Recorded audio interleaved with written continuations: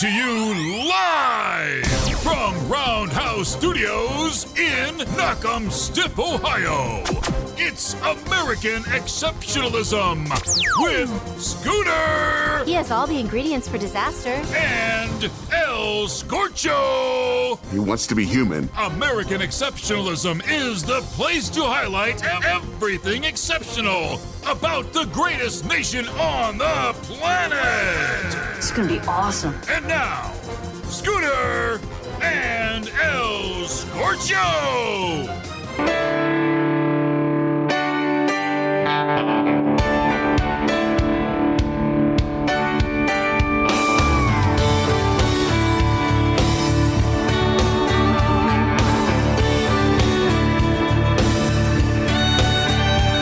Well, if you ask me where I come from,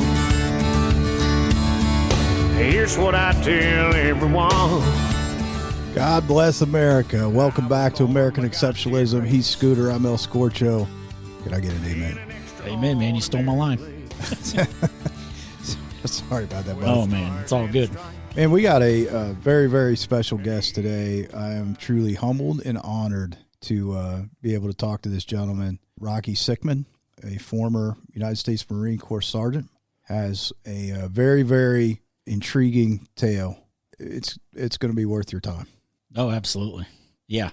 I mean, many, again, might not know the name Rocky Sickmann, but I guarantee you probably know the events that he went through because it was a very, very dark time in American history. And I guarantee you, if you listen and you pay attention after this, you pick up a Budweiser, you'll remember him. Pretty that's cool not story. why he wants to be remembered. No, but I I agree. And I tell you, ever since I met him 3 years ago, yeah, there's many times where I'm standing in the grocery store aisle wondering what kind of adult beverage I'm going to buy, and I gravitate towards Budweiser because of Mr. Sickmann. So, yeah, it's going to be great. But, I mean, we got any news in case you missed it? What? Yeah, I saw something cool the other day. You know, we've had any number of, well, it seems like every year there's a forest fire in California. It's destroying, millions of acres and millions of dollars of property and so on and so forth. And there's all kinds of arguments as to why the state of California is on fire. No, you're not going to this climate change, are you? No, I'm just saying, all like, right. some of their practices, they have so many regulations regarding endangered species. They can't come into the forest and clean them out and clean the underbrush and that sort of thing. But in the most recent wildfires, it looks like in October, just last month, they've discovered seedlings from some of the giant sequoias that they originally thought were fireproof and wouldn't burn up and whatever. But now it looks like they're finding seedlings rising from the ashes. Really? Of these giant trees, yeah. And these trees are literally they can grow. I'm not a horticulturalist or. Well, that trees would be like a arborist. Whatever. I'm not one of those guys. But they're 1,000 years old, something like that. Oh, yeah. I mean, it's amazing. We have not been fortunate enough to lay our eyes on them yet, but that's something that my wife and I have talked about wanting to get the kids out to see and all their majesty. But if that isn't the sign that the good Lord's at work, yeah, I mean seedlings coming up beneath the ash, rising from the ashes. These giant trees that hopefully will be still around for a long, long time. Like I said, I'm not a tree hugger, but there is something very, very special about those trees, and that kind of warmed my heart there to see that. So. Yeah, and we were just talking about it with friends recently too. I mean, just think about the number. I mean, just wood in general, where trees come from. I mean, you go all the way back. I mean, wagon wheels were made out of wood, and yeah. I mean, just everything that wood. Well, it says, it said. I mean, Babe Ruth, America's pastime, hit home runs with a wooden bat. You just look at everything. I mean, we're laid to rest in a wooden coffin, right? Yeah. I mean, it just they still hit home runs with wooden bats. Well, I'm talking, Babe Ruth, go way back, but you're talking the Wonder Boy from what was that? The Natural. The Natural. He named his bat the Wonder Boy or something like that. Yeah, struck by lightning from the hand of God, and yeah. So I mean, but if you just think about it, I mean, wood and trees are so. If you manage life it as we know it, manage it properly, it's served us well. But that's awesome to hear that seedlings are coming out through the ashes out there in California. So I guess there is something good that could come out of the state of California. Yeah, Merry Christmas.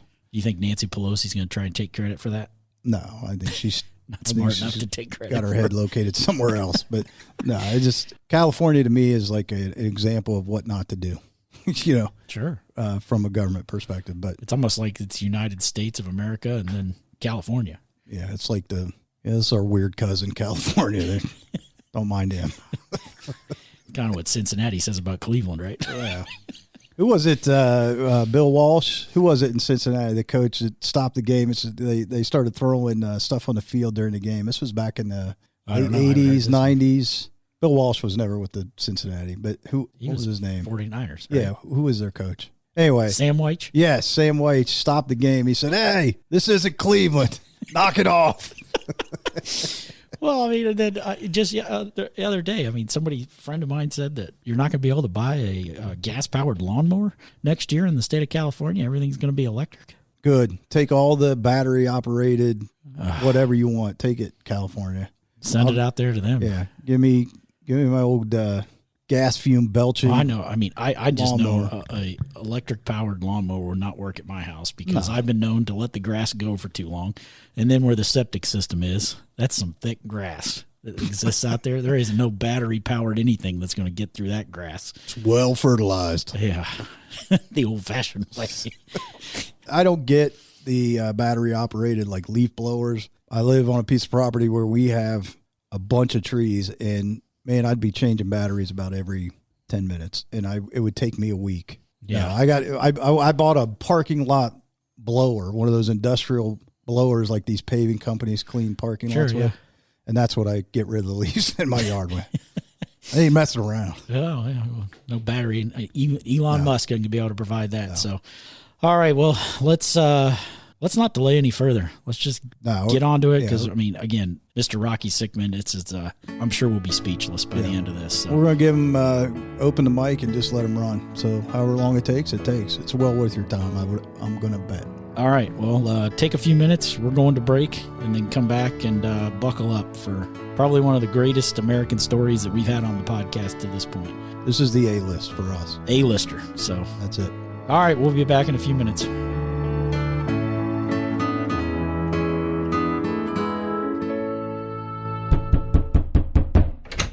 Hey, American Exceptionalism podcast listeners. Yes, you. If you're wondering, how do you get started in voiceovers? This is where you stop wondering, because I'm the guy that can teach you how. My name is Ron Allen. I own Big Voice Productions, and I have trained over 500 people in the art and the business of voiceover. Imagine using your voice at home to serve customers who will pay you great money to voice their messages, which could be telephone messages, radio commercials, TV commercials, internet videos. The sky is the limit. How about audiobooks? You want to find out more? Check me out at bigvoiceproductions.com and let's get you started on a career in voiceover.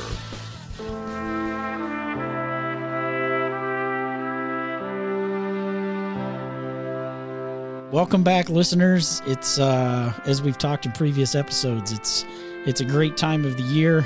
We're getting officially into fall. We've got the holiday seasons upon us. For a lot of people, the leaves changing color, the Thanksgiving holiday. But in our world, we like this time of year because Veterans Day is right upon us, and we are absolutely honored to have a United States veteran on the show today as a guest, Mr. Rocky Sickmann. How are you, sir? I'm awesome. Thank you so much for having me on the show. Welcome, Rocky, and thank you for your service.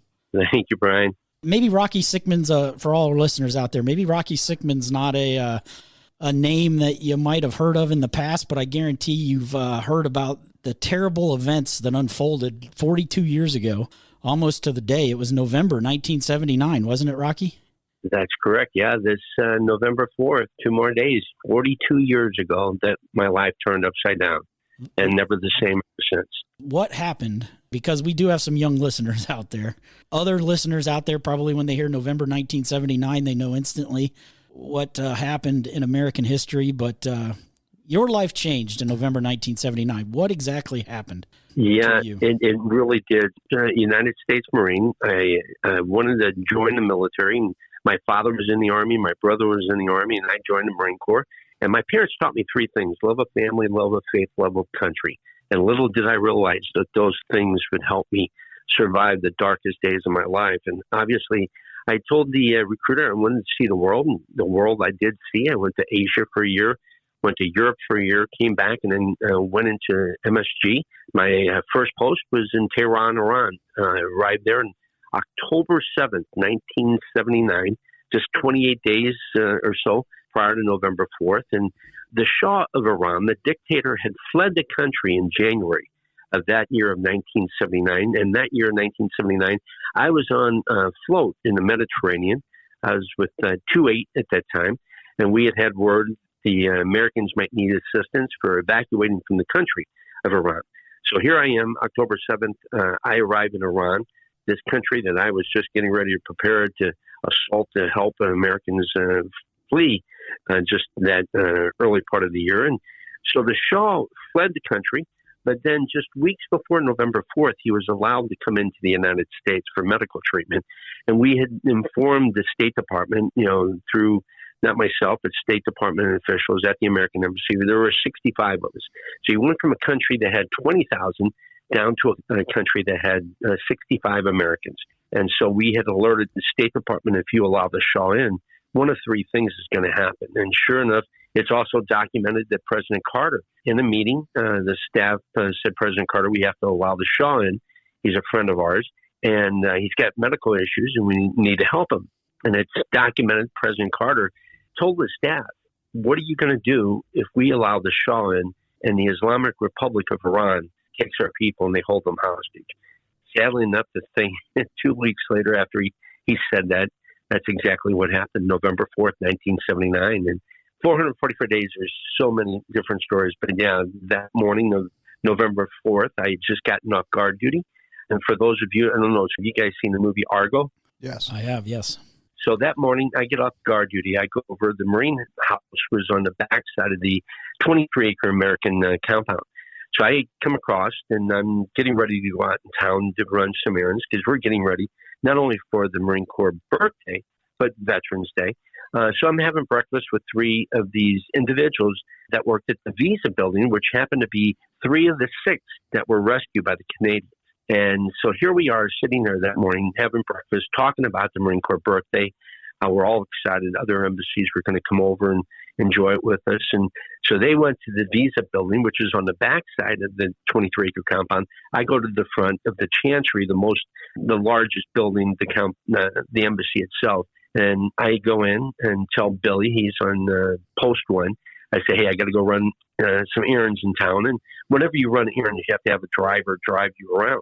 So that morning, and for the past 2 weeks, there have been demonstrations because the Iranians were very upset. They wanted the Shah to be returned to Iran to stand trial.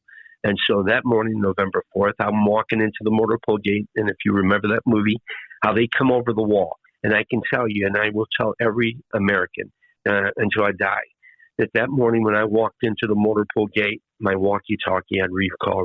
And I turn and I look at the front gate. We're supposed to have security, providing security around the compound. And I can tell you that morning, there was nobody there to help provide protection. And so I run back to the Chancery. Billy Gallegos is getting ready to close the door.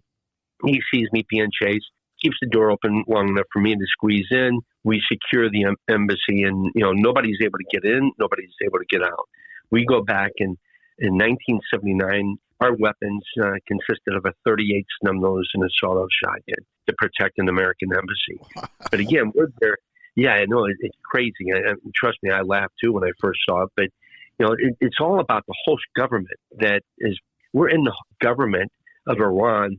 And Iran is supposed to be providing us the security.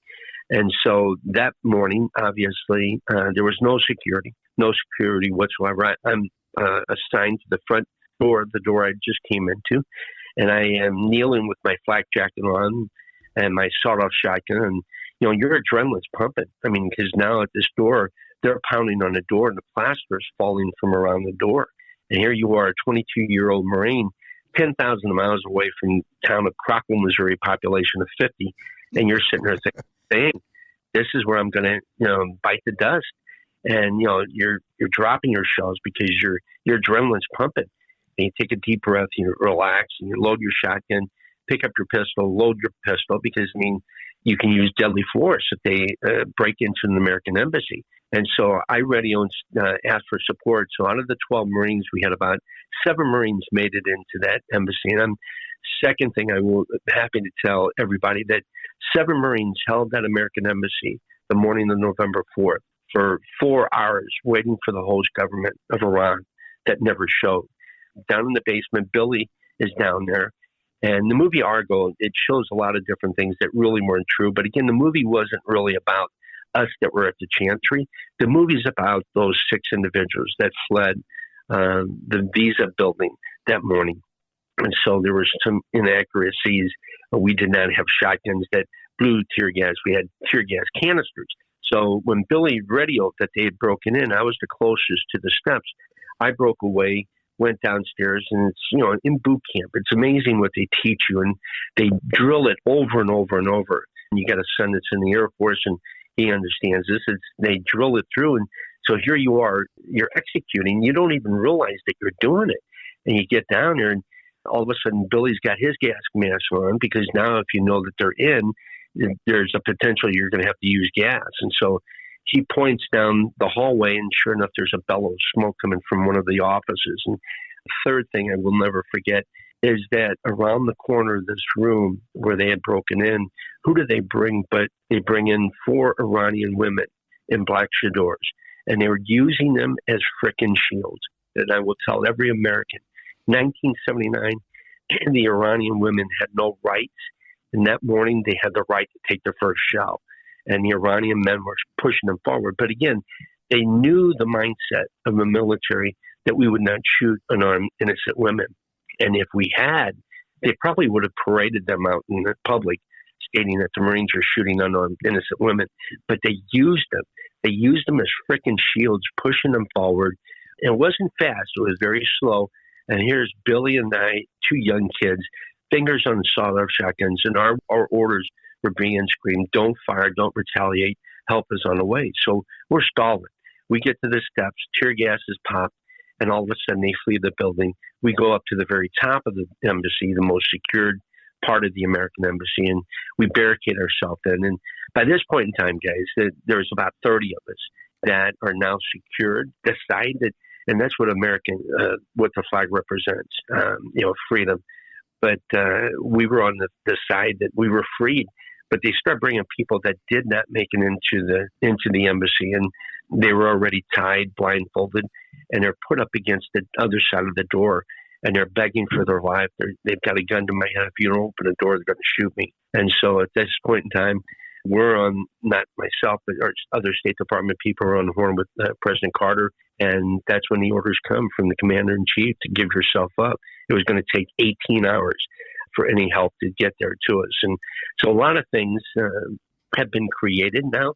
CENTCOM, which is, Special Operation Command, that it's been formed to help situations of this nature. Marines now have reactionary forces. If they just smell in the wind that there's any issues within an American embassy anywhere around the world, they automatically send in 50 armed Marines to provide protection. But that morning of November 4th, the Americans were stripped their freedom, their dignity, and their pride, known as the Iran hostage crisis.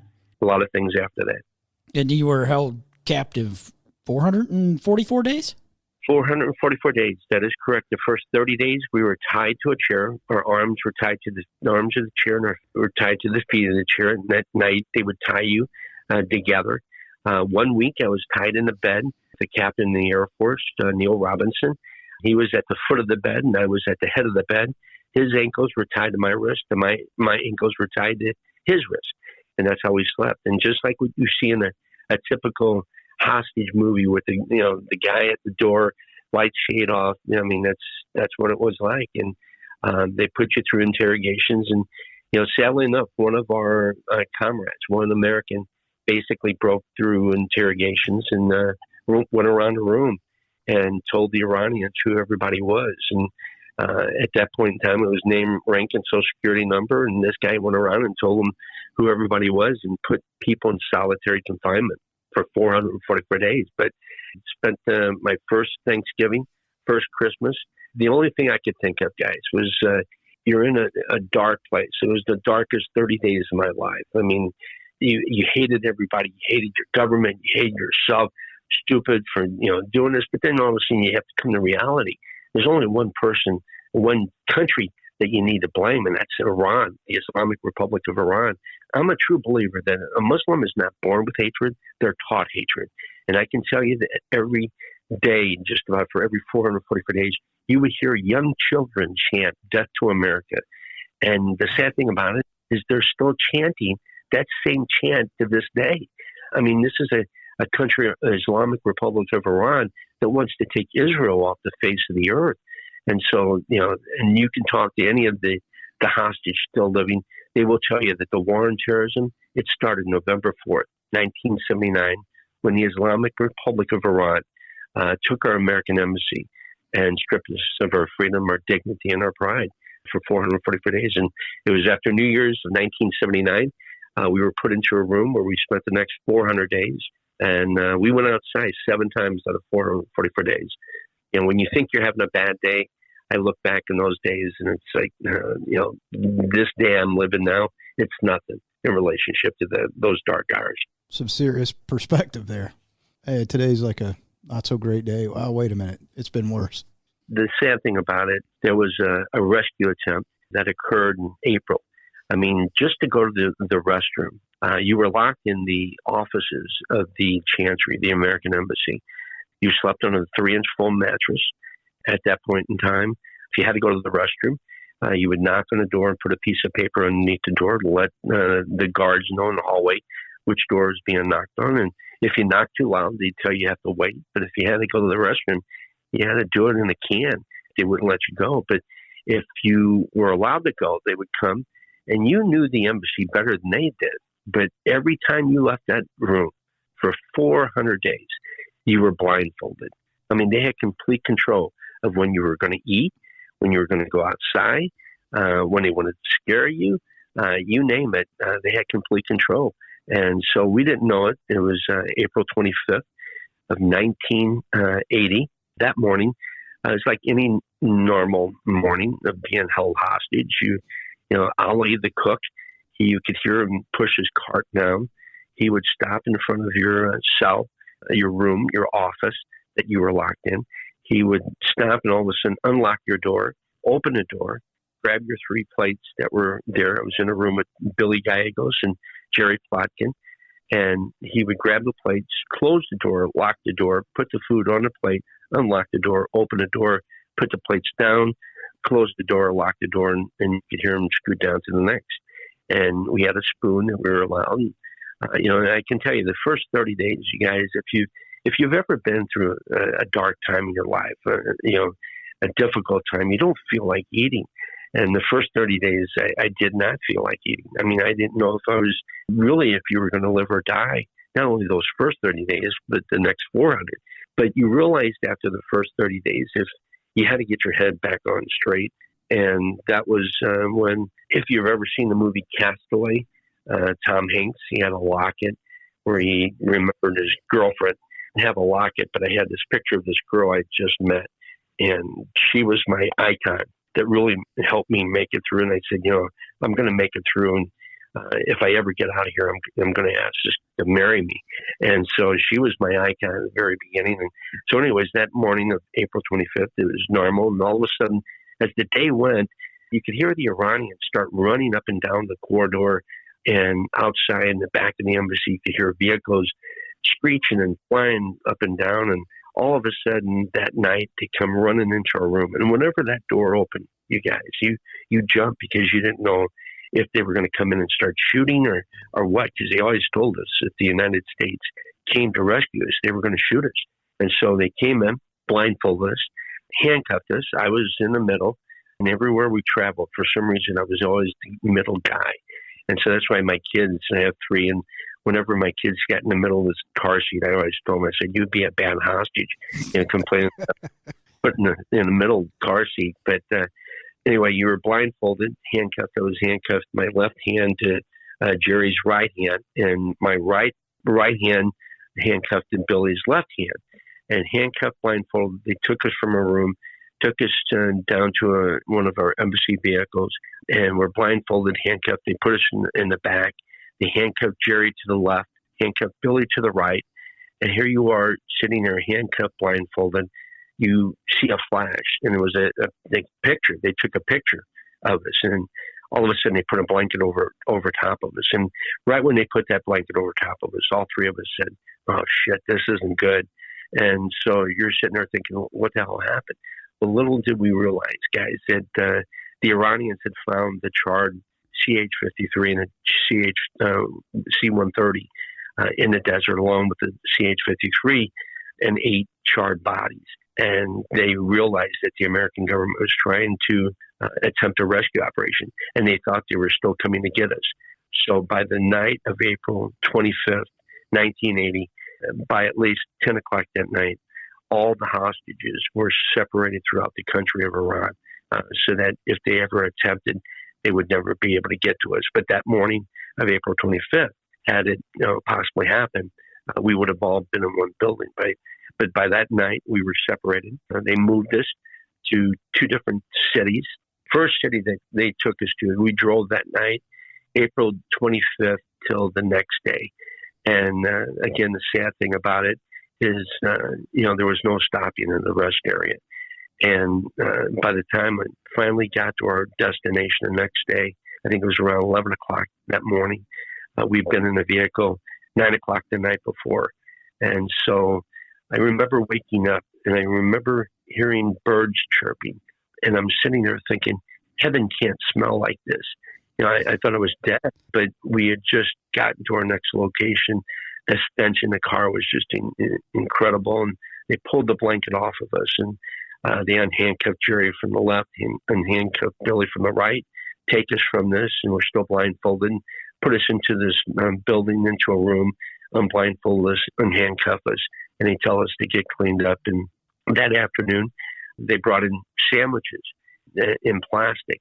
And so as a hostage, you analyzed everything, and you're sitting there thinking, you know what, we're not going to be here long. They're not prepared to feed us. They're buying food. So sure enough, 1 o'clock the next morning, they put us back into the vehicle, handcuffed. I was in the middle, blindfolded, blanket over top, and they leave. And as they're leaving this location, they tell us that we've been to Isfahan. You're going to another location. So they drive us to this other location where we spent till March, April, May, June, July. I think it was August, September. And then all of a sudden, there was a war that broke out, Iran and Iraq. And there were explosions in the distance. At first, we thought it was just thunder.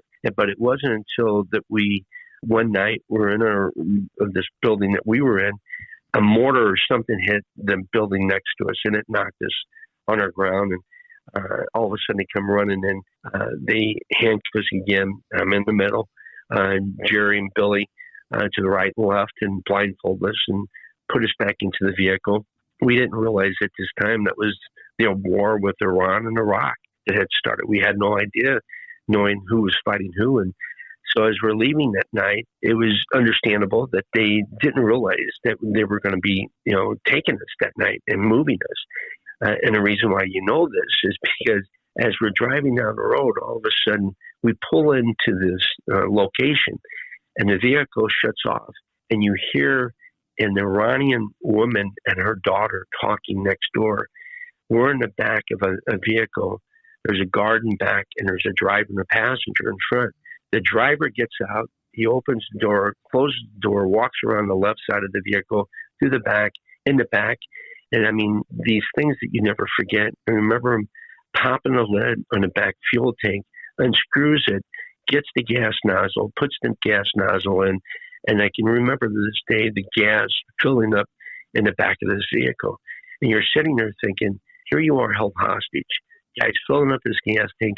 An Iranian woman and her daughter has no idea that there's 3 Americans being held hostage in the back of that vehicle. What are you going to do? You're going to scream and possibly get her and her daughter killed?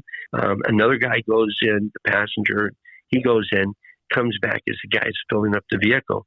And all of a sudden he says, Ali, they're one of our captors in front, grabs it, and you can hear him unwrapping something. And Jerry's to my right this time, and he says, eat. And so Jerry took a bite. He came to me and, Jerry's slimy, bite. I take a bite and Billy takes the last and he says, drink. And so open up her mouth and they squirt water in her mouth. And so here you are in the back. And it's now, like I said, about September, October. I can't recall which it was. And all of a sudden they finish fueling up and we start off. And I mean, we're now leaving. And I said, you've been to Shiraz. And you've been to the good places. Now you're going to the bad. And I'll never forget them ever saying that. And so as we're driving, and Shiraz is the southern part of Iran. And so it's a long drive back. And I remember we had to drive through the desert that day. And our vehicle breaks down. Never will I forget this when we're driving down. And we kept complaining, you guys got to take this frickin', and I can use other language, but I got to be politically correct here. And we're just saying, you got to take this thing off of us. I mean, this blanket was so frickin' hot. And so finally, it was so hot, and they had pulled the curtain, and our vehicle was blanketed to where nobody could see in. And so there was a blanket that, separated the front and the back. And so Ali had it open and you could see, car traffic because through your blindfold, it was so wet, you could see images. And all of a sudden, as we're driving through the desert, our vehicle, all of a sudden, it breaks down. We don't know what it was because we're blindfolded. It pulls over to the side of the road. They all three get out. They're kicking the vehicle. And here you got Jerry, Billy, and Rocky in the back of this vehicle. And you had to have been there. And the next thing that happens is Jerry's back there saying, guys, we're blindfolded, handcuffed. He goes, I got the perfect freaking setting for a great movie. You got a Jew, a Polak, and a Hispanic. I mean, what a great start to the hostage movie of here we are in the desert. And we start laughing, just like you guys are laughing. I mean, it's crazy stuff like this that you're laughing at, and all of a sudden you hear a good Samaritan. You hear him downshift, and all of a sudden he pulls in front, and then you hear Ali run back, opens up the door, comes back and pulls the curtain and tells us don't to speak. And you hear this good Samaritan stop, and he backs up in a gravel right in front of our vehicle. And you hear him turn off the vehicle.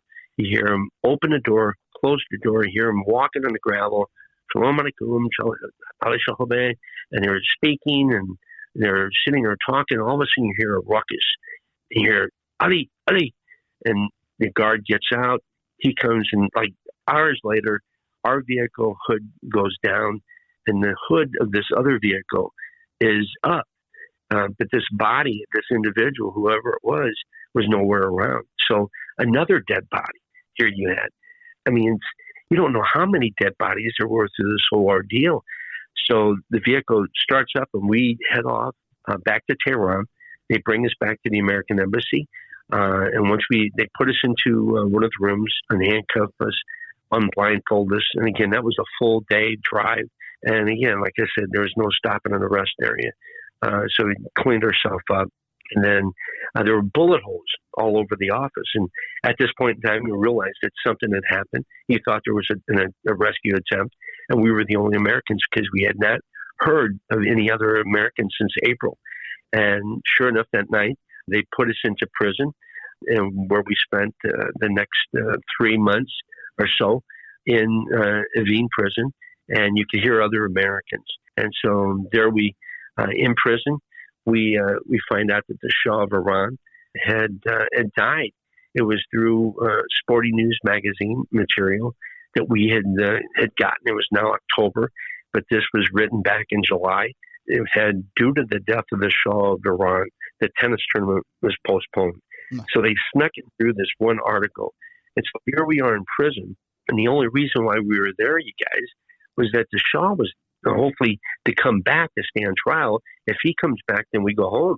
Well, all of a sudden we find out that the Shah is dead. We go to the door.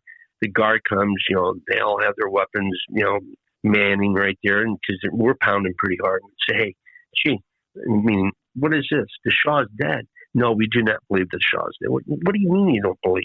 We could not see his body. We don't believe he is dead. They just made up the story.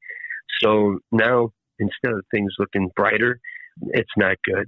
We spent our second Thanksgiving, second Christmas, and it was January 1981. when all of a sudden they come into our room and blindfold us. And again, that night, they had taken our shoes from us in March. I think it was around March of 1980. And so we wore these plastic open-toe shoes. And that night we left the room, and instead of turning right the way that we came into this room, we made a left. And we walked down about 10 yards. I was the first one. Jerry was right behind me. He had his arm on my shoulder. We're blindfolded. And the guard stops me, turns me, and he opens up the door. And again, never forget the cold rush of cold air hitting me in my body. And it felt so good. And it smelled so good. And we walk out, we walk into snow, something I hadn't felt for 2 years.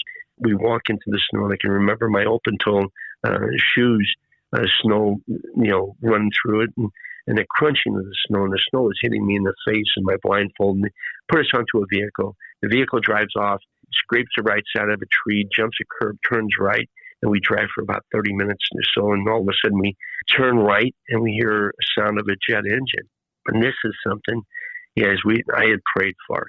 I had cried for it, hoped for an opportunity. We all did in the room. And little do we know that other hostages were put on airplanes back in April when they were moved to other parts of Iran.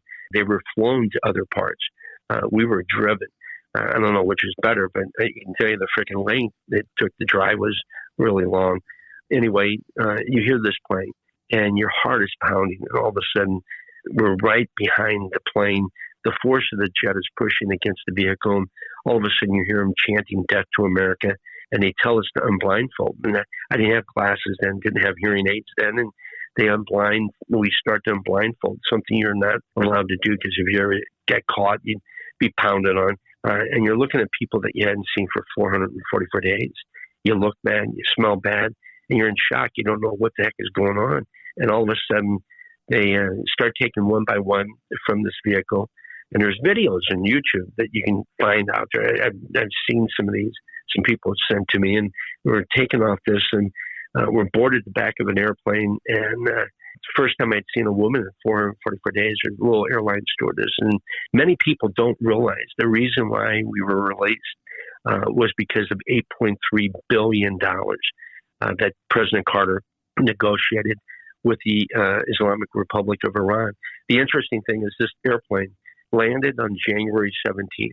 And I can tell you the Islamic Republic of Iran, they told us, it is not you, the American people, we hate. It's your government, but we will use you to humiliate your government. And they said, we know your government changes every 4 to 8 years. We just need to humiliate and manipulate them until then. And you know what, guys, I hate to say it, but for 42 years, that's what they've been doing. But little do we know back 40 years ago that that plane sat there for 3 days on the runway waiting for us to come back. And we knew it was January 20th, inauguration day. So we get onto this airplane, and you're freed, but you're really not excited because they're chanting "Death to America," and you're on an airplane. It just doesn't go well. You start to close the door, and you're looking around and saying, wait, where's Brian? Where's Scott? Where's Gene? Where's Kurt? Where's Judy? Where's Debbie? And they said, no, you're the last. We said, no, there's not 65 people here. And they said, no, the other people were a year earlier. We had no idea. The number went from 65 down to 52, and that others had been let go a year earlier, which I felt so sorry for those. Because imagine you being put on an airplane, knowing that your colleagues were still being held. I mean, it's not a good way to go. And so we could not, nor did we want to leave anybody behind. And so they assured us, no, everybody was there. So the pilot, again, nobody's, is celebrating. He comes over and says, we must leave very quickly and been here waiting for you. And we find out for 3 days. And so the pilot starts taxiing down. He stops, turns left. He taxis a little bit further, stops, turns left again, taxis a little further, and he stops. And he's got his foot on the brake, and he starts, accelerating, the plane shaking, and all of a sudden it comes fricking down to an idle. And the pilot comes over and says, they've turned the runway lights off. And you guys, I have to tell you, you got to give Iran credit. They know how to manipulate. They know how to humiliate us. And they waited 20 minutes that they waited just to wait till Carter was out of office and President Reagan was in office. And you have to understand, what did Iran do to President Reagan just years later? was killed 240 Marines in Beirut. Right. And so that's why that morning of November 4th, 1979, my wife hates it when I say this, but I regret not ever pulling that trigger because, Iran has never been held accountable for what they did ever since November 4th, 1979. And so, again, that's why I tell you that the war on terrorism started that day and it continues to this day. Our government changes every 4 to 8 years. It's the Islamic Republic of Iran. The mullahs are thugs, and these individuals continue to teach hatred to Iranians that have never met an Iranian. And so it's one of those things that I truly believe in. So finally, the lights came on after this humiliation factor. We had no idea what was going on. And the plane starts down the runway, and it wasn't until we got into Turkish airspace that told us that 2 fighters were escorting us. And the plane then goes to Athens. We get new pilots and airline stewardesses, and then they fly us from Athens, Greece, to Algiers across the Mediterranean.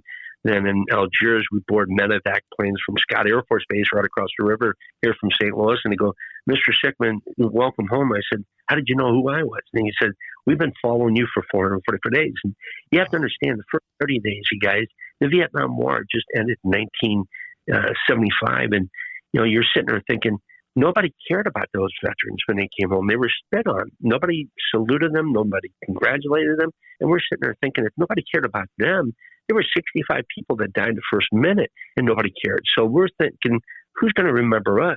But little did we realize that the whole world was reunited. Yellow ribbons.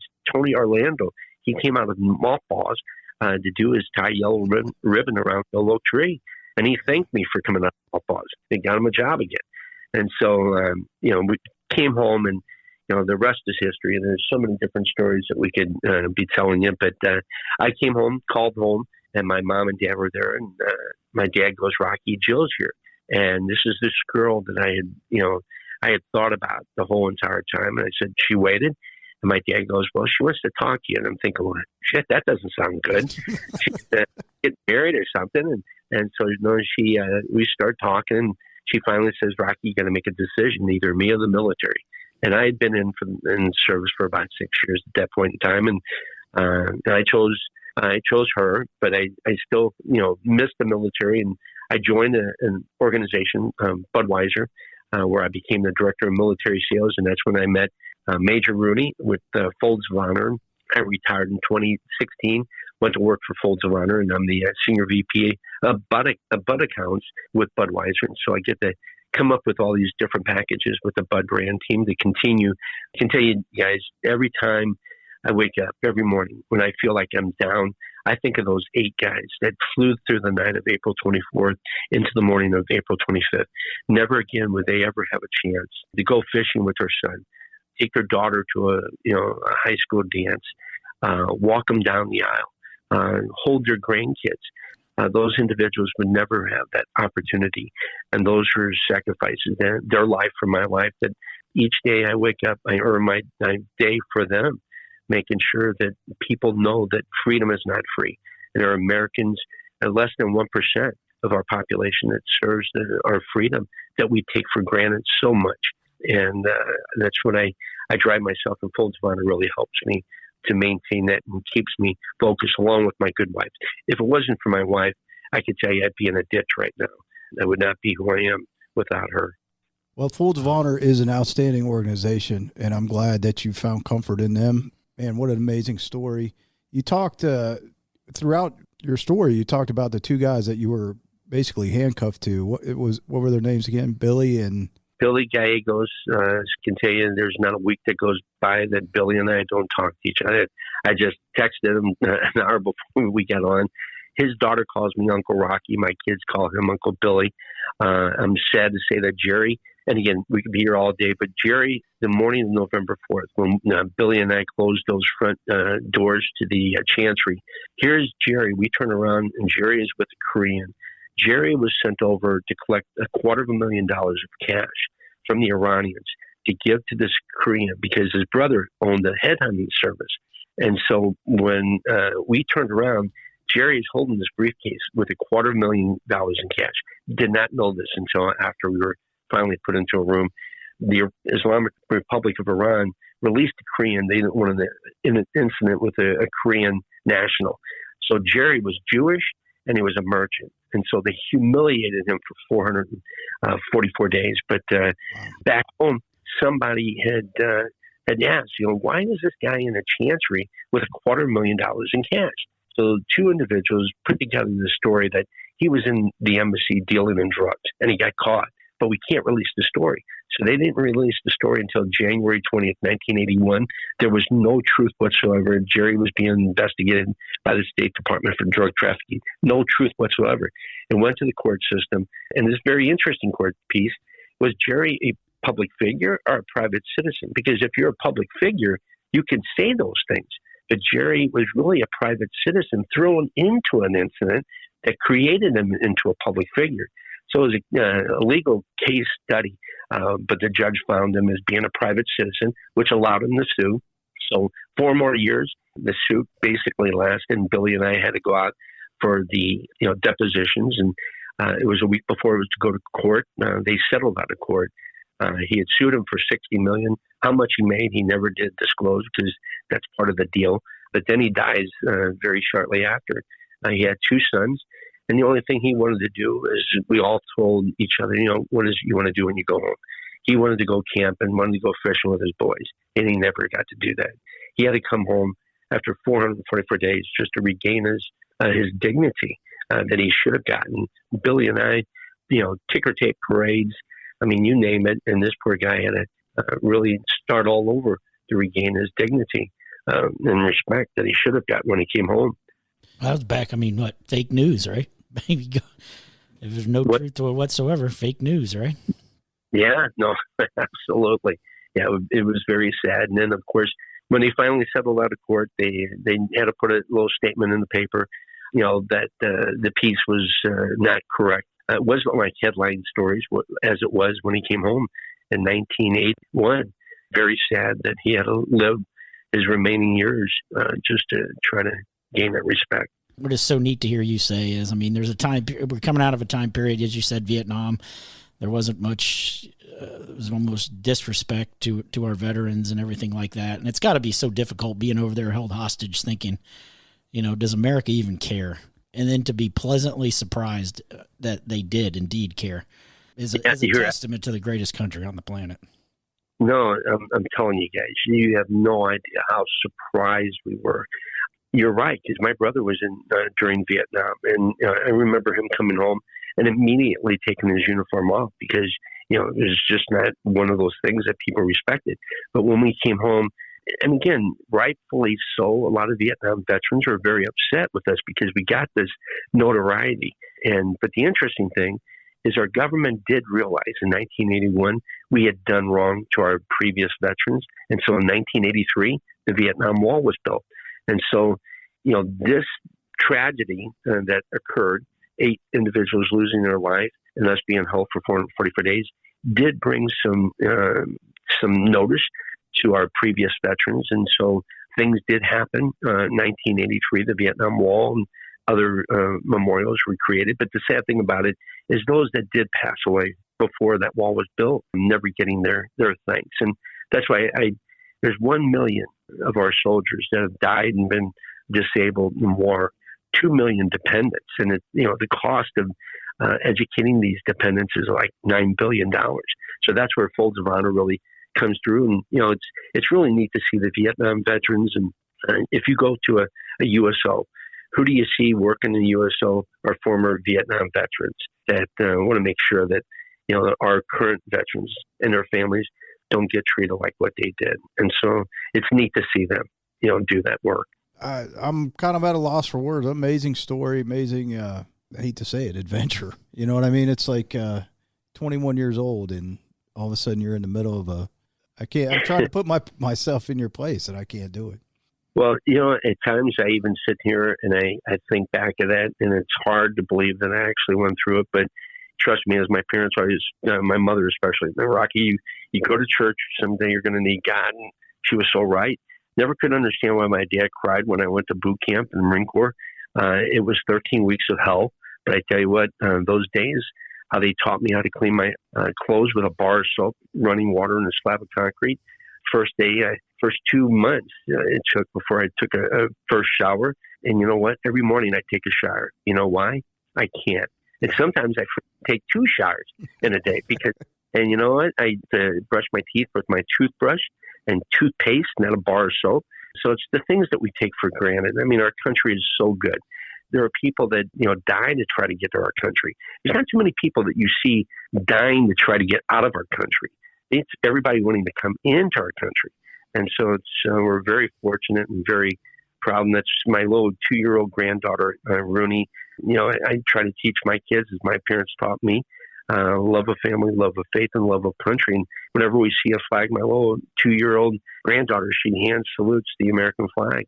And so I want them to grow up understanding how wonderful our country is and how people have died, basically giving us what we have to this day. So again, it was an honor to be on a show with you guys here today. Yeah, and I recently had the honor of listening to, less than a week ago, Vice President Pence speak, and he said the foundation of the United States of America is freedom, but the foundation of freedom is faith. You just reiterated that to a T. And you know what, you guys, my parents were very simple people. My father was a concrete mixer driver. My mother was a carpet store secretary. When they found out in 1979, I was taken. My mother was at a chicken dinner at St. Gertrude's Parish. My sister tells me a story, and they tell her she passes out. And the next 444 days, they had to live with the media living in their yard. My mother, God love her, she put a Christmas tree up in 1979. Did not take it down until I came home in 1981.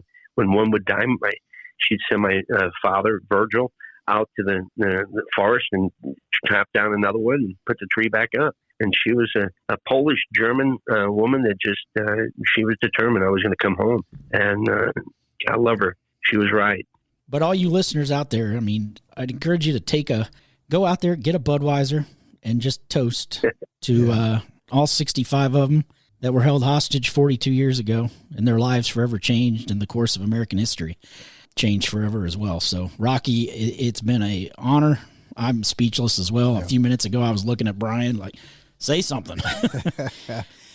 Rocky, I promise you, every time I pick up a Budweiser from this point going forward, I will think of Rocky Sickmann, the 21-year-old Marine Corps sergeant. Real quick, Rocky, isn't there some story about the eagle on the Anheuser-Busch logo?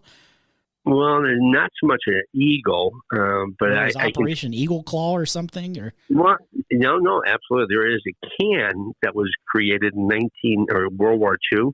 In fact, it's a package that recently Budweiser came out with.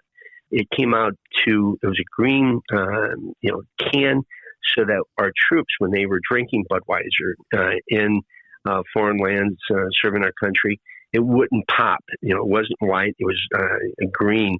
And so Budweiser recently came out with this can, and they called it Eagle Claw. And Eagle Claw was the name of the rescue operation that came over to rescue us in 1980. But yeah, not only should you be thinking of me and the other Iran hostages, out of the 52, there's 33 of us left. Don't forget about those 8 that perished. That's every time I drink, I toast to those 8. And one last story. I'm just like everybody else. I wear my pants, saying my shirt. And, this one morning I had to catch a 6:30 flight. I'm running through the house like a chicken with my head chopped off and, having a race. And I stop at a convenience store. I get a banana, a breakfast bar, and a water. I go up to pay, and I owe $4.44. This number, 444, it's a number that the man upstairs reminds me. And as I'm sitting there looking at that number that morning, and people are behind me are saying, "Hey, buddy, you going to pay?" But I'm just memorized on this number 444, and I sit there and I think, "You're right, guy. I would rather be catching this 6:30 flight any day," because my worst time when I was held was when they stripped us down and put 3 rifles to the back of our head on a mock firing squad, and I thought it was a goner. And so when I think I'm having a bad day, that number 444, it pops up, and the man just reminds me that, Rocky, life is really good here. And he's right. I can't ever be anything like that situation. So if I can make it through that, I can make it through anything. That's my little tool that I use, and that number. And so if you ever see that number 444, don't forget that one too. As I always like to say, can I get an amen? That's really cool. Well, again, Rocky, it's been a complete honor, I hope you take a few minutes to enjoy Veterans Day, and we tip our hat to you and toast our Budweiser. And absolutely. Not to pick up on a cheesy marketing slogan, but this Bud's for you, my friend. God love you, and I thank all the veterans that are out there listening in, and so providing us the freedom we have each and every day. And I salute you guys for carrying the flag and continuing on. Thank you. You bet. Our pleasure, man. God bless you, Rocky. Thank you, guys. God bless you. All righty. Have a great day. All right, listeners. Wow. Is that unbelievable or what? Yeah, it's like I said, I don't even know where to go. I mean, that's amazing. Well, we're going to have to take a few minutes, gain our composure, and then we'll get after it with some airing of grievances. So sit tight, folks. How do I get started doing voiceovers? Hi, I'm Ron Allen, owner of Big Voice Productions. You get started in voiceovers with quality training. We've trained over 500 people in the art and business of voiceovers. You can train online or at our studios here in Columbus, and financing options available. Email bigvoiceproductions@gmail.com and let's get you started in voiceovers now. bigvoiceproductions@gmail.com. We teach you everything about voiceovers.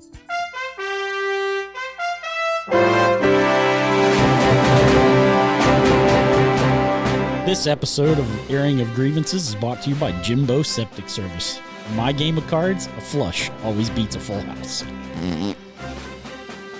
All right, American exceptionalism listeners, it's that time of day for the airing of grievances.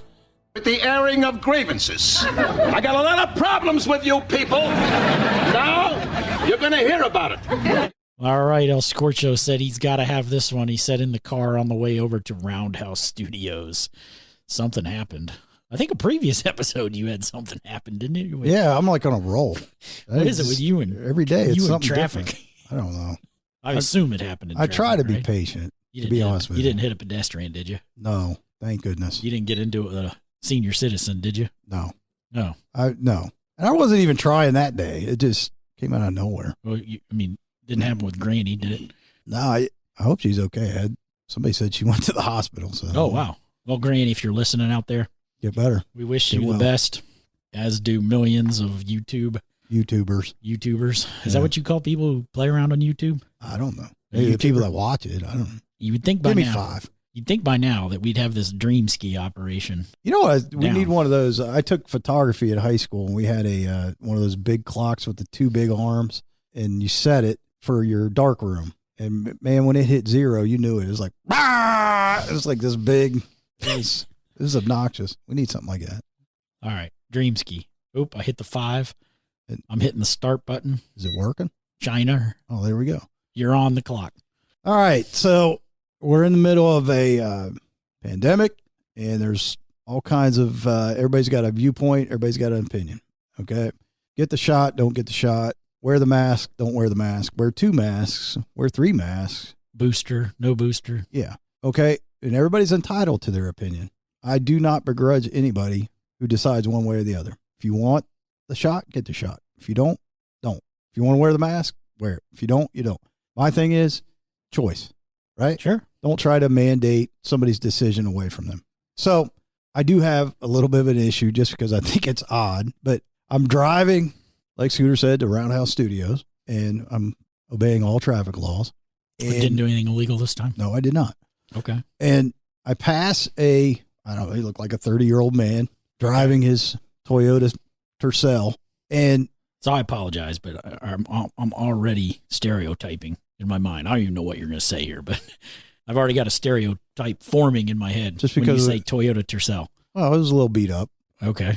That's all right. I mean, the Toyotas a run, right? You run them ragged. Yeah. Okay. So I look over at this gentleman, and he's alone in the car, all by himself, and he's got a hospital mask on. Wow. Why? Right? Good question. You know what I mean? I can see if you're like an Uber driver and you just picked up 4 Yahoos and you're giving them a ride and you feel inclined to wear the mask, wear the mask. But you're in a car by yourself wearing the mask with your windows up, right? You had the windows up. Who are you protecting yourself from? Yourself? I mean, I don't get it. Maybe he's got some invisible friends. Or did he have, you have kind of a wild night? And he's like, man, I better wear some protection. I mean, I would think that would have come up last night, right? Was it so bad you got to protect yourself from yourself? I don't get it. I mean, some people, I don't get it. They need to protect themselves from themselves. You see that, right? You see that all over the place. It's like not uncommon. I don't understand that. The other one is you'll see husband and wife driving in the car, windows up, and they'll both have a mask on. Well, this is the same person I'm assuming you live in the same house with this person. I'm assuming eat dinner with them. I'm assuming you go to bed with this person at the end of the day. Mm-hmm. But God forbid we're going to get in this car. You're wearing a mask and I'm wearing a mask, and that's the end of it, right? Yeah. I don't get it. Well, and you've talked a pair of Hanes can't stop a fart. Right, we've talked about that. Yeah. You rip one, somebody on the other side of the room is going to smell it almost instantaneously. So you're talking about this little piece of cloth over your mouth that's going to, come on. But you're by yourself, right? In a car, windows up, and you're inclined to wear your mask. I just think it's just opinion. Yeah, that is a good point. I remember when this whole thing first broke out. So I have a good friend who's a nurse, and, in the maternity ward, I remember, COVID had broke out. It was it was starting to become a big thing in the U.S. And I remember her saying, I'm shocked at our lack of response initially. Because what was that one, the mosquito one 3-4 years ago? Malaria? No, not malaria, but what was it? It was like, it was coming out of like South America. What was the name of it? SARS? Not SARS. It was like a mosquito. You got bit by... Herpes? Oh, herpes simplex 10. No, what was that? It was not SARS. Anyway, I mean, she said there was like a national whatever under President Obama that was put out, and they had to train on how to respond to this. And it ended up not being, it's bugging me now. What was the name of that disease? Where, anyway, maybe it really, like, pregnant women were at risk because they were worried that babies would be born with like Down syndrome or something? Birth defects or anyway, I can't remember. But anyway, she had said like there was this big, massive like response to this and they had to be trained and all of this. And there was nothing on COVID. It was just kind of thrown out there. Yeah. And she was like, I can't believe we haven't like set up like what's our emergency response plan to this COVID. And then, but even the mask thing was before Fauci and all them said, wear masks and blah, blah, blah. Because originally they said masks were not good, remember? I think if you go back and you play all the sound bites, we've just crossed ourselves over time and time again, right? Somebody says it's effective. Somebody says it's not. One mask. Now you got to wear two. You can go the same way with the shots, the variants, all this other stuff. When this is all said and done, I think if, they go back and they look at history, we're going to look at ourselves and go, man, what are we doing? Yeah. Well, anyway, her big thing that her big point that she was trying to make was it's medical education that at one point in time, if you had a mask on, that was to signal to everybody else that you were ill. A nurse in that particular situation, if she's quickly surveying the scene, who do I take care of first? If you are wearing a mask, that means you are ill. Not like, and now it's become perfectly healthy people are supposed to wear masks. And how is anybody in the medical? You talking about the Spanish flu? No, I mean, come on. What? It wasn't West Nile, but it was similar to West Nile. I remember professional athletes were. Crabs. Crabs? You said professional athletes. No. Yeah, it was. It was a big crisis. Like, oh man. Let's see what happened. It would have been like 2018, maybe. Here's malaria, but we're going to Google. I already said that. No, it's not malaria. West Nile. It was something like the West Nile. I want to say it was like coming out of Bolivia or somewhere down there, like in Chile or I don't know. Yeah, we get it. Yeah.